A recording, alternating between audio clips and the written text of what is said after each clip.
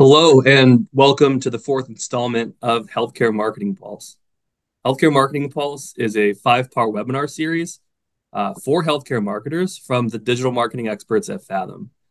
Today's session is an introduction to AI for healthcare marketing, and it's informed by our work with top hospital systems.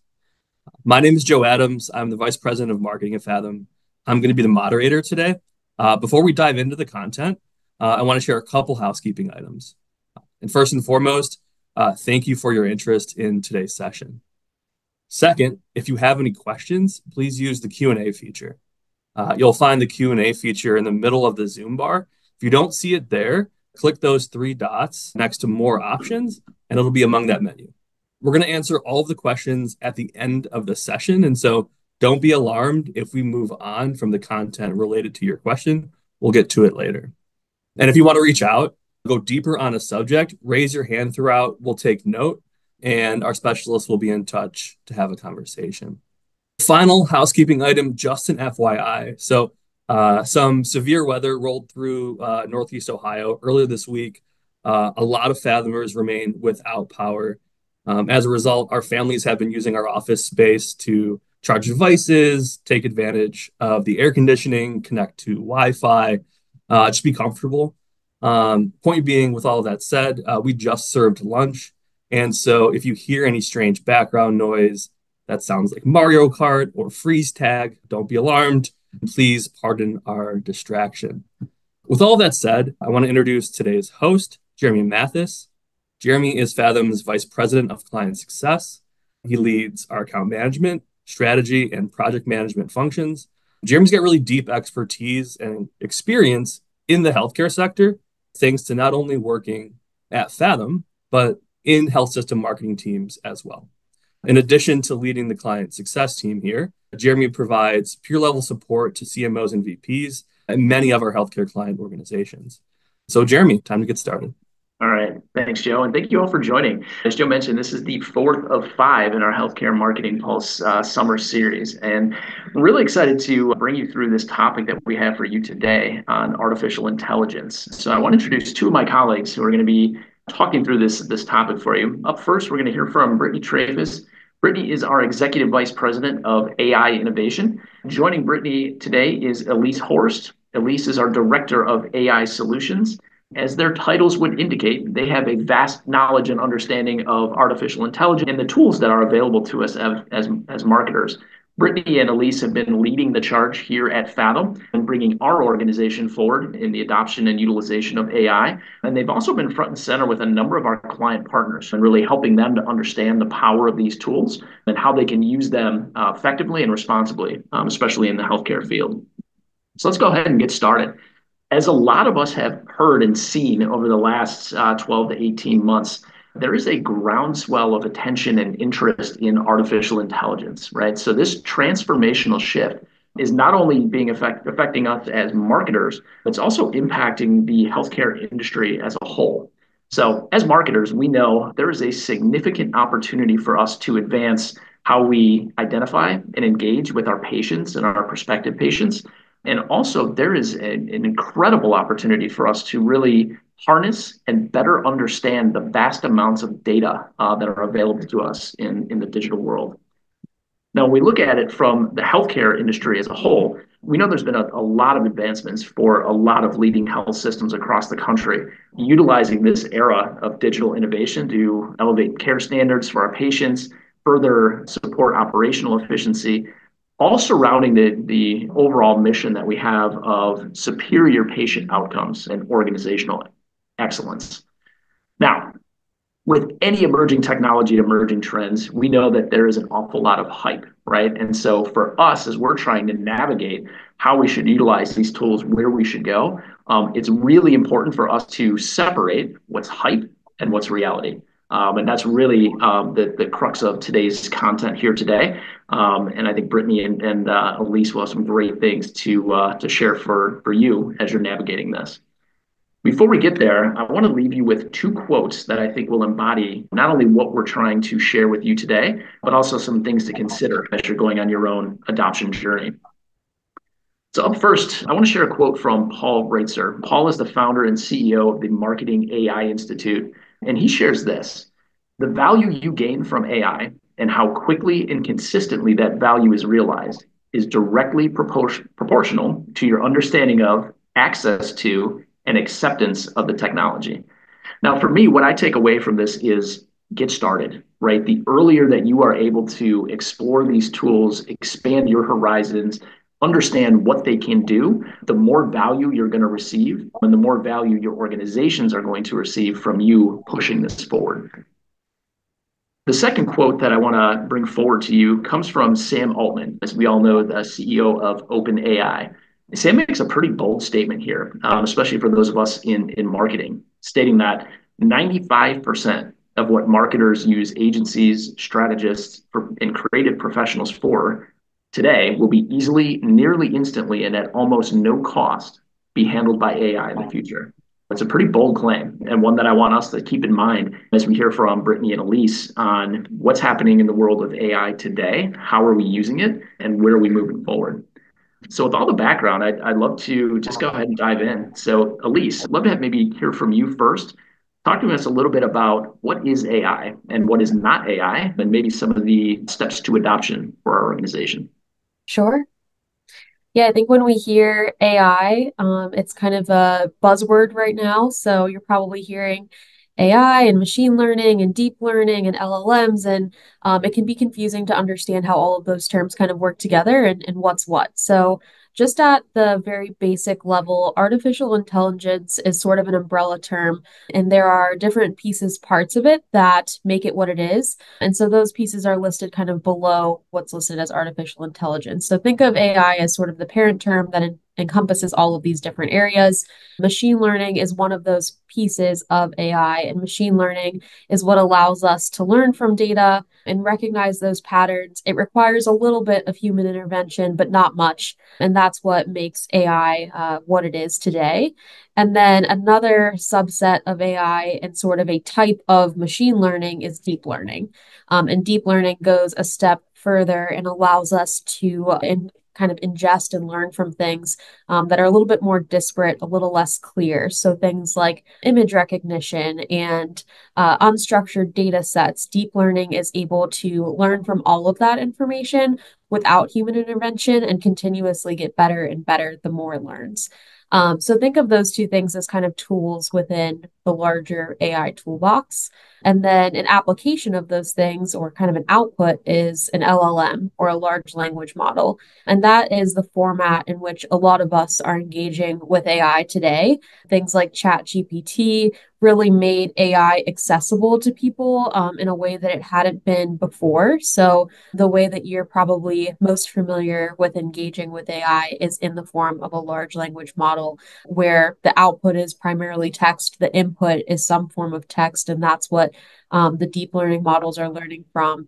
And then you're able to generate content and engage with the large language model in that way. So just a few kind of key terms to keep in mind as we talk about AI. These are some of the things that we mean when we're looking at AI and LLMs and how they all work together. So then thinking about AI at the broadest level and then getting into a little bit of, well, what is AI and what isn't it? Because I think that when it first started to become really popular, of course, there was a lot of fear and speculation and concern around, well, how quickly is this going to kind of reshape how we think of things today? And is it going to replace human expertise and human work in a lot of these areas? And I think it's really important to anchor on what AI is, especially today in its current state. It's always growing and changing, but you can really think of it as a partner. It's like having a really smart thought partner that you have access to at all times that you can bounce ideas off of. We've seen it at Fathom really help expedite a lot of growth and innovation, new ways of thinking that we probably would have gotten to eventually, but having AI at our disposal makes it a lot faster for us to learn and try new things and increase the value of the outputs that we're delivering. So really think of it as a partner in crime or a really great intern where you still have to, give them some direction and some information. But once you give that to them, they can really go off on their way and produce really great results in partnership with you and your expertise and the context that you bring to the table. So it definitely has a lot of applications. It can serve the patient journey in a way. It's helpful from an operational standpoint. So, gaining efficiencies. I know you've probably experienced in your personal life applications of AI in the form of like chatbots and things that just make your life easier as you're trying to engage with different brands and organizations. It helps expedite personalization. I know that's been a hot topic for a long time, but AI really makes that tangible because you can deal with large scales of content and data in a way that we couldn't before. It helps improve productivity. And then it's also really helpful from a forecasting standpoint. There's a lot of great data applications in the AI space where you can use AI to help you understand the now and the what happened in the past. And you can also use AI as a partner to help you figure out what might happen in the future. And then on the flip side of that, thinking about what AI is not, it's definitely not a replacement for human insight. So I think the way that we think about it at Fathom is that AI is a great partner and that it's only as good as the information you give it. And a lot of that information comes from humans and our expertise in the context in which we live, especially in the healthcare space. I know that there's so much nuance and things to be aware of and kind of pitfalls that you could fall into. So being really explicit and helping guide AI in those ways is really important. It's also not right now a standalone solution. So we've taken sort of what we call a patchwork approach to AI implementation at Fathom, where there's a lot of great tools out there that do kind of one specific thing. And you have to kind of bring all those tools together with your own expertise in order to get to an output today. So that's something to be aware of as well. And then it's not fully autonomous. So that's something that kind of goes back to it being a partner. We have to make sure that we're working with AI to get to an output and putting our own spin on it as well. And of course, there's other things around like it's not a replacement for humans, so it's not capable of replacing empathy. So just some things to be aware of and maybe some things food for thought as you talk to your teams about AI adoption if there's any fear there. Just kind of leaning into the fact that it's a partner is a really helpful way to think about it. And then AI is always changing. So if we think about things like AGI and generative intelligence, then that could very well change the game, but we're still a few years away from that now. So if we think about AI in its current state, this is just a little framework for what it is and what it isn't.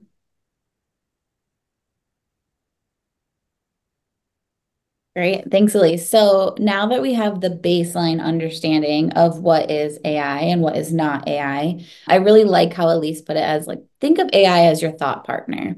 And as your thought partner, right now you're probably thinking, or you've been thinking about this for a while, how do I adopt AI? Where do I start? And a lot of times you'll have the recommendation just to jump right into tools. I really encourage you not to jump right into tools. To do this the right way and to really think about how AI can scale, support, and really be that thought partner for us, we need to think about the why. And so before you can go into what you're doing, you need to know why you're doing it. What you see on the screen is a framework that we really like to use as we think about the why we are adopting AI. Now, there could be many reasons why you're thinking about adopting AI. It could be reskilling and upskilling your team. You understand that AI is coming. The tidal wave is about to hit us, and we know that we need to learn AI and that our teams need to start learning it and bringing those skills in. That could be one of the reasons why you're adopting AI. The other is I have so much data, I just really don't even know where to start with it. And I want to use AI as a way to unlock and bring greater insights. That's a big one that we hear from a lot of our clients and even people in our networks is how can I use AI for my data? Another way that you might be thinking about adapting AI as part of your why is I see a way to enhance our creativity and content strategy. This is probably the number one way that people are entering into their AI adoption today is starting with content. AI is great as that thought partner or even creating content. So that could be where you start. And the last piece of potential entries are, hey, I want to find and create efficiencies. I'm feeling as a marketing leader a lot of pressure for efficiencies, maximizing my team's time. So that could be part of your why for adoption. As you see, there's a lot of different ways, and there's probably 10 other things that you could be thinking of your why in terms of adopting AI. And all of them are at different levels. It can be from content to, advanced data analysis. But no matter what we see from success is really defining that goal. Have that clear goal on why you're adopting AI. And then that's what's going to help you start to think through what are those steps that I'm going to take to start adopting AI within my team, within my organization, within maybe my peers within the organization. But it's going to help you make the most meaningful impact. So for each of these areas, just a little teaser, we will be going into more specific use cases for each of those in our next session, which is August 22nd. But as we continue down the path of really learning our baseline here, we want to provide a checklist. And so what can you take away from this webinar and start really thinking about what's my strategic approach to AI adoption and where do I start? So I'm going to walk through some steps for you guys. So first, we're going to start with creating a baseline. Now that we know our why, as we started with the last framework, we want to really understand our organization's current engagement with AI. And this can be as simple as just at the water cooler, grabbing a cup of coffee. You're in a Zoom meeting, just waiting for it to start. Just start understanding how others in your organization are thinking about AI or using AI. Also, what's their appetite for it? That's going to help you start to understand where do you fit within your organization and how they're thinking about AI. The next is I really need to understand where my team's at. What's my team's readiness to really start adopting AI? And this is where I personally have a really strong belief that you need to understand your team's readiness, both personally and professionally. There is really a tight correlation between how people think about using AI in their personal life and how they will use it professionally. So start thinking, start having the conversations with team members of how are you using AI? Are you using it to create your grocery list? Are you using it to plan a trip? Maybe you're not using it at all. That's going to help you start to understand what's their appetite for it and also what's their comfort level. And that comfort level is going to be really important as you start to bring AI into the everyday of your professional and within the marketing work that you're doing. You also, as you're starting to understand the personal professional connection there, is identify what tools they like. Is there a tool that they're very passionate about it? For example, as I started to do this with my team, probably no surprise, ChatGPT. Everyone was like, yeah, I use ChatGPT. And so as you start to see what those tools are that they're using, that could be an entry point to help them start with that path of adoption. Now, the next step is security. So this is something just as marketers and as a keeper of a lot of that data, we need to be thinking about security and privacy. This is something that's ever changing right now within AI. And so it is important that you stay really closely connected to whatever tools you're using or also just within your region, what the regulations are changing and within healthcare. And so that really goes closely with the ethics piece. So I like to talk about those two really hand in hand. Obviously, we want to keep our data secure, and there's that HIPAA component of it as well, and just our responsibility to our patients. But also there's just the ethics and transparency of it. And so having that commitment to the ethics, transparency, and really ensuring those advancements serve both your patients and your team and the healthcare community is really important. There's 5 key areas that we really recommend starting within those codes of ethics and transparency. So it starts with that awareness gap. Are people aware that we're even using AI internally and with our patients? We need to stay competitive. So pay attention to what your competitors are doing and even others in the healthcare industry. How are they using AI? Are they talking about AI? Going to, conferences, networking events, that's always a good place to really start to understand how others are using it and starting to talk about it. And making sure that we're compliant, making sure that we're using AI in a secure way, that we're not putting out any of our proprietary information. This is a good place to start, and we'll get into a little bit here around the security and understanding of those. But also targeting with a purpose. So this really, as you think about targeting with a purpose for ethics and that transparency piece, it also tightly connects to with what I was talking about a little bit earlier of the why. And so understanding why you're using AI, why you're bringing AI into your organization, what you're trying to achieve with it can tightly be connected with the purpose and that ethics piece of it. Now, as we continue to look at, all right, we have our security, we have our ethics, like what am I doing next? So that's setting those clear, achievable goals. You want to really understand, like, what are those challenges and opportunities that we have? And this goes both not only from like the marketing perspective, but your team's perspective. Those two really understanding, all right, where can we improve our skills and our gaps that we have with AI, and focusing on what that challenge is, not the technology. So don't rush into, oh, we have a tool, let's go use it. Understanding like what's that issue or that challenge that we have will start to help us understand what is that tool that we can be using to achieve those goals. And it's also really important that you just consider how AI is going to help there. And so you can start getting into those milestones. It's really hard at this point to measure what AI's impact is. But when you go with a milestone approach, like, okay, success looks this way in 90 days, and then it looks like this in 180 or 360 or insert number, as you start to define like what those key milestones are, you can measure against those milestones. And that's what's going to then help you say, oh, AI helped us achieve this milestone by X, Y, and Z. Or we solved this challenge in 180 days using AI, A, B, C. But those milestones will help you start to have those achievable goals. And then education. This is something that I've been hearing on a lot of podcasts lately and articles that I'm reading is this is probably the largest gap right now in marketing is we don't have an education component of AI. So some of your systems and companies may have just rolled out Microsoft Copilot. Was there training involved with the Copilot? Often I'm hearing it's no. And so how can you help educate your teams so that way you're giving them these resources, you're giving them this great opportunity to bring AI in, but give them those education components. So there's learning resources, there's different certifications out there. We're big fans of the Marketing AI Institute. And so checking out their information, they're always providing resources. And there's others that we have that we can share as well.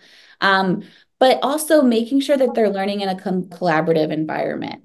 It's easy to say, like, here's some resources, go learn. One of the things that we did here at Fathom that I think has been really successful is we've been learning AI together. So find, whether it's a certain amount of time per month or you add on to a team meeting. I was talking to a client yesterday and she said, we just extended our team meetings by an hour and we now use that extra hour to learn together. And so by doing that together, it helps advance everybody at the same pace, but also it starts to formate that collaboration and the ideation. And then we need to identify and really prioritize our AI opportunities. So focus on a single area. So I probably sound a little bit like a broken record right now. Yes, Brittany, we get it. Goals, goals, goals. But based on those goals, that's how you're going to focus and start bringing AI forward. You could say, I want to go do all these things. And maybe you can eventually, but starting with one piece is going to create more adoption, trust, and confidence within your team, your stakeholders, and your organization as a whole to start bringing AI into your day-to-day. And then start planning. So what are those pilots that I'm going to focus on? Now we're getting to the tools. So I know I have this goal that I want to achieve. This is why I'm doing it. Here's how I think I'm going to do it. And this is where I'm going to pilot to start bringing it to life. Now that I know those things, what are the tools that I need to be able to do this? Enter all the AI tools that you hear and see in the day-to-day. And Elise is going to walk through here in a little bit about ways to think about those tools, but also have those success metrics. So a bit of like what we talked about with those milestones and having those set, really understand how you're going to measure your pilot success. This is how you're going to get that buy-in within your organization and within your team too, to believe that AI was advancing it. Or maybe you find out that it didn't actually help you. Wouldn't you rather find that out in a pilot and then you can go find your next why and go pilot there? And keep your team really involved. You're educating, you're bringing them along with you, defining those roles and responsibilities, and find those champions. As you find those champions throughout your team, or maybe even in other teams, you start to see like, all right, I have this champion who's going to help bring this forward and bring the rest of my team along. And then last but not least, data. And so now that we know what we're going to pilot, how we're going to pilot, what tools we're going to use, is there any data that I'm going to need to support those initiatives? Data is a key component with AI, as Elise said. What you get out of AI is as good as you put into it. And so think about it as, you have an entry level employee and that you're giving them all the information that you can to help set them up for success. That's the same way that you would think about your pilot and your tools that you're starting with. I gave you a lot. So please screenshot if you haven't already. We also have lots of information on our website that you can go deeper into this, and we're always happy to talk about. But now, as we pivot into tools, where a lot of conversation typically goes, is we want you to start with these simple questions. So this builds upon as we think about that strategic framework that I just walked through. Will that tool help me achieve my marketing or business goal? It is really easy. All of us as marketers, we've lived through the explosion of MarTech. It's super easy to get caught up in like the cool features and the newest, most talked about tool. But it's really important that you pause and you understand if it's going to help you achieve the pilot, the goals that you're setting out to do. And is that tool going to help keep my data secure? One of the great things that I've started to see, and we have a full security review here at Fathom, but a lot of these new AI tools will have their full security information on their site. Look through that, look through the terms and conditions. Don't just say, yep, okay. Make sure that you're reading through that. And then what type of data is the tool going to need, especially in our world within healthcare, right? Make sure that the data is HIPAA compliant, that it's not requiring a lot of that, PHI. We don't want to be putting that into any AI tools right now. A lot of times you can put it in anonymized, aggregated to still get the same output that you're looking for. And what's the scalability? Maybe this is an awesome tool and it works for your pilot in this first project and the first why that you're starting out with, but is it actually going to serve my full team? And as I have this bigger vision of where I'm going with AI, is it going to be able to scale with me? Is a really great pause moment for you and your AI team as you're working through this. And then what's the potential value that this tool is going to help bring to my team? So a lot of great questions to get started. And Elise is going to work through like, now what do I do that I've gone through these questions? Thanks, Brittany. Yeah, so once you work through those questions and identify tools that you're interested in, there are so many out there and they keep coming and going. So having a framework in place as to how to approach auditing any tool that you might want to pursue is really helpful, just because it's a process that you'll probably put into place a lot. I know that there have been several tools that we vetted just in the last week, and we're always learning about more. So having a process in place that you can quickly go through and assess if a tool meets all of those questions that Brittany shared or not, and then also understanding the security of it. Some things that you might want to consider are like, do you own the output that a tool generates, or is that owned by the tool? And some other considerations just around, is the tool training on your data? Should you be anonymizing it? How safe is it? Those are all the types of things that we audit the tools that we're going to use for, as well as things like, is it helpful to my team? Does it integrate with a lot of the systems or platforms that we already use as a team? So is it going to just be an extension of what we're already doing, or is it going to require some more training? And you might also consider creating a committee or a task force to help assist with some of the auditing process. A lot of it can be really technical and reviewing the terms and conditions and things like that. So definitely tap your IT partners and your legal folks and have representation from all of those different functions on a committee that can help you audit tools and manage the kind of ongoing relationships with those partners. And also make sure that the partners that you're working with are transparent. A lot of them have been pretty forthcoming with all of their terms and conditions and documentation, but making sure that you have those relationships with your partners and are able to tap them for questions is really helpful. And then also having a good relationship with your BI BI team internally and making sure that they feel comfortable with the ways in which the data will be used within these AI tools, and that there's some documentation and process in place around kind of do's and don'ts. What data can we put into AI? What data do we need to keep internal? What can we put in anonymized? And is our data structured in a way that's conducive to AI? Those are all things that you'll want to work through internally as you go through the tool process, because you could find a really great tool and then just not have the inputs in a format that is conducive to working with the tool, and then you won't be able to get the full value out of it. So thinking through what types of things are important to you and your organization as you determine what tool set you want to build out, and then documenting that and making sure that it's a repeatable process that you can go through with any tool that you find is really helpful.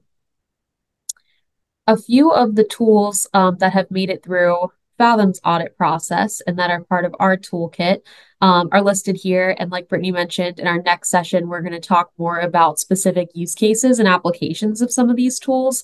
But just to give you a high level sense of some of the ways that we're thinking about these, the first one listed there is Accio, which is probably a fan favorite at Fathom next to Chat. Accio is built on Chat and it has a chat functionality, but it is AI specific to data analysis. So you're able to upload data in a privacy safe way and then engage with that data through a chat functionality that allows you to extract insights and conduct analysis. You can do forecasting and predictions in Accio. So if you have a lot of data at your disposal and maybe you have a gap in your team in terms of analysis skill sets, Accio is a really great way to bridge that gap and to start to tiptoe into some more analysis heavy work without having to be an analyst or a BI expert. Accio really makes it very attainable to do those things. So that's a great tool from a data analysis standpoint. Claude is very similar to OpenAI's ChatGPT. They're kind of both releasing new products one after the other, when we're always testing them against each other. We felt internally that Claude is maybe a little bit better suited for like creative copywriting and things of that nature. So if you're thinking about ways to develop content, be that for a blog or a newsletter or anything like that, or even inspiration for ad copy and things of that nature, Claude is really good at giving you some thought starters and some creative content. Google's Gemini is one that is also at our disposal. You do have to be a little bit cautious with Gemini just in terms of the security regulations there. You have to be at a certain level of investment with Gemini and partnership for them to kind of store your data in a secure way. So that's just something to be aware of there. And then ChatGPT, of course, is probably the way most of us have engaged with AI at this point. And a lot of the AI applications that you experience either in business or in your personal life are probably built on OpenAI and you may not even know it. So OpenAI is kind of the most ubiquitous in the space right now and continues to evolve and grow with time. And then the last one listed is Perplexity. I think a big barrier to chat at the beginning was that it was trained off of older data and it also doesn't tell you what data it's using and the responses that you're getting. So Perplexity is sort of an alternative to that, where it's a really great research partner and it cites all the sources where it got the information. So you are able to easily see where it's pulling information from, and you can click into those sites to get more information if you're not happy with the response that it gave you or you'd like to dive deeper. So Perplexity is a great research partner for things like if you're thinking about writing a creative brief or understanding a new service offering or things like that. Perplexity is a great tool to kind of synthesize research and help you understand things really quickly. I'll pass it over to Jeremy to wrap us up today. All right, thanks, Elise. I want to leave you all with three key takeaways from the content that we shared today. The first is something that I referenced up front in the quote that I shared. Don't wait, right? If you're thinking about learning about AI or if you're just getting started, dipping your toe into it, there's no better time than now to familiarize yourself with the technology, with some of the tools that we shared. And I think Brittany and Elise offered a nice framework for how to do that in a responsible and effective way. So that'd be takeaway number one is don't wait to get started. Go ahead and jump in now. Second is defining your why. So Brittany talked a lot about this, right? It's very easy and oftentimes there's a lot of temptation to just jump in and start using a tool. As you're looking at bringing this on board to your organization, using this professionally, starting with the why. What are we trying to do? How do we want to use these tools? What are we looking to solve? is always a great way to make sure that you are looking at and evaluating tools in the most appropriate manner.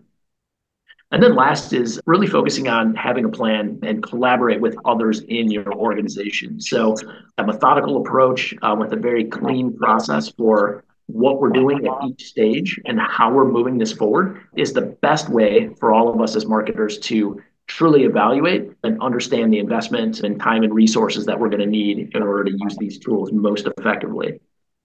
So with that, I know we have a few minutes of time left to go. Joe, it looks like we may have gotten a few questions that come through. Why don't we go ahead and answer a few of those? In fact, we have Jeremy. And so first question, Brittany, I think this question is for you relative to adoption across the team.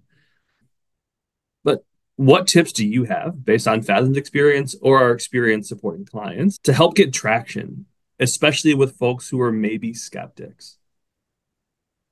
Yeah, it's really common. It's something that we have like had to work through here at Fathom too, because it's such a new technology that it would be weird if we didn't have skeptics and like unsure about how to adopt it. So there's a few different ways that you can go about it. I'd say first is the education piece.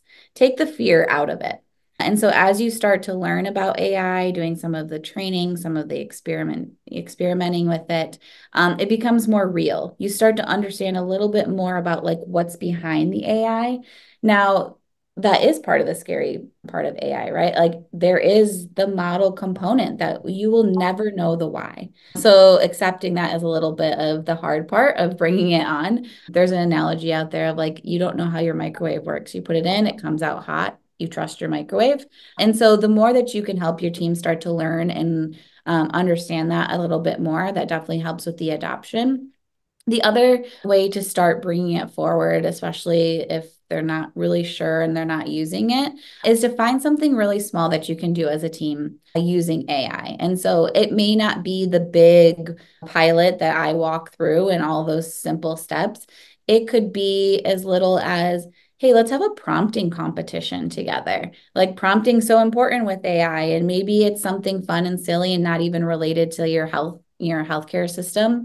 We did one that was like baking. And so it was like, all right, you're starting up a bakery, like start prompting and figure out what you can do with it. And so you can do things like that where it makes it a little bit more real and close to home instead of like this big objective that I need to do as a team. I have a question for Brittany and Elise. Brittany, you're an executive vice president of AI innovation. Elise, you're a director of AI solutions.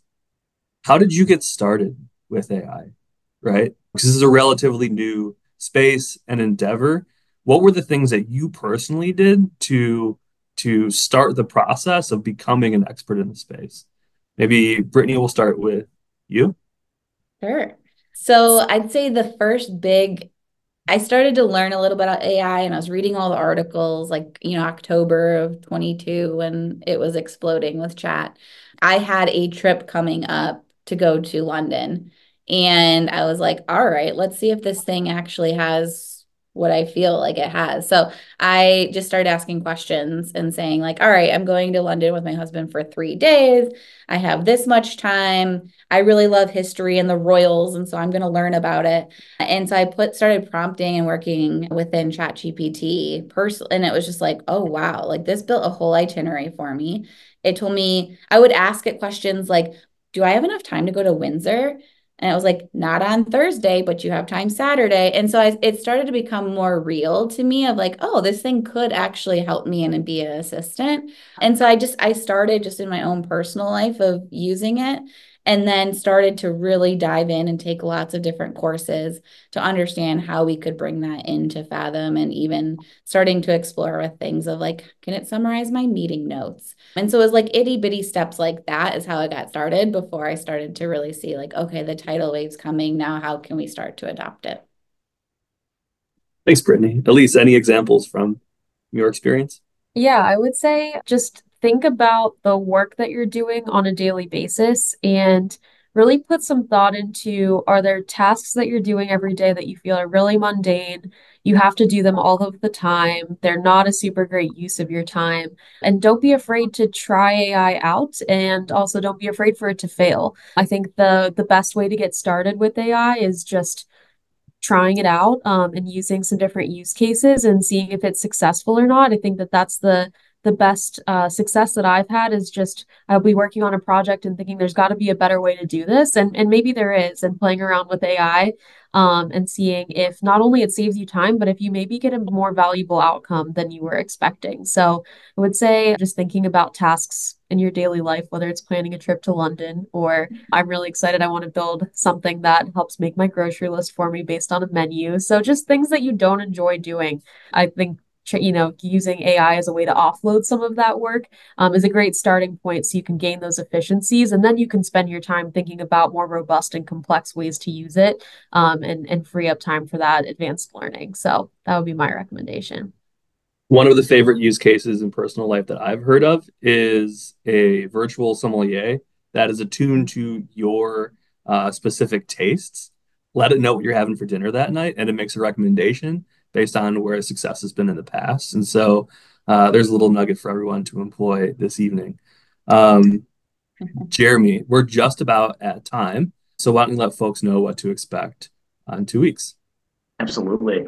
If you liked the content that we shared today, in 2 weeks on August 22nd, you're really going to love that session as well. So what we're doing is taking the material that we talked through today and going 2 or 3 levels deeper, providing some specific examples, use cases that we are seeing and actively using with our partners in healthcare industry. So going to be a real informative presentation for you, and we'll leave you with some very specific examples of how you can use AI in your own organization.